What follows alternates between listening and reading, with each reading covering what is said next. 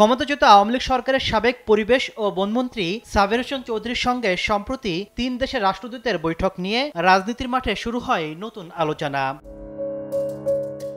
বিভিন্ন মাধ্যমে এ নিয়ে আলোচনার মাঝেই সাবের হোসেন চৌধুরী দম্পতির বিরুদ্ধে মামলা করেছে দুদক। প্রায় ২৭৫ কোটি টাকার সন্দেহজনক লেনদেন সহ অবৈধ সম্পদের প্রমাণ পেয়েছে সংস্থাটি। সন্দেহজনক ও অস্বাভাবিক লেনদেন করার অপরাধ অনুসন্ধানকালে প্রমাণিত হয়েছে। এই কারণে তাঁর বিরুদ্ধে দুর্নীতি দমন কমিশন আইন ২০০৪, দুর্নীতি প্রতিরোধ আইন ১৯৪৭ এবং মানি লন্ডারিং প্রতিরোধ আইন ২০১২ সংশ্লিষ্ট ধারায় একটি মামলা রুজুর সিদ্ধান্ত গৃহীত হয়েছে।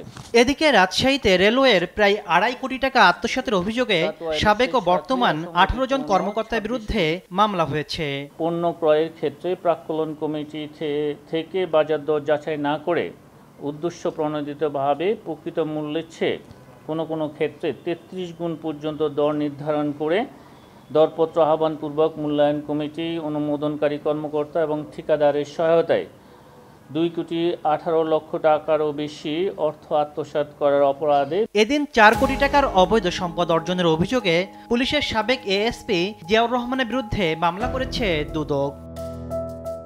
তাসলিম তৌহিদ, সময় সংবাদ, ঢাকা।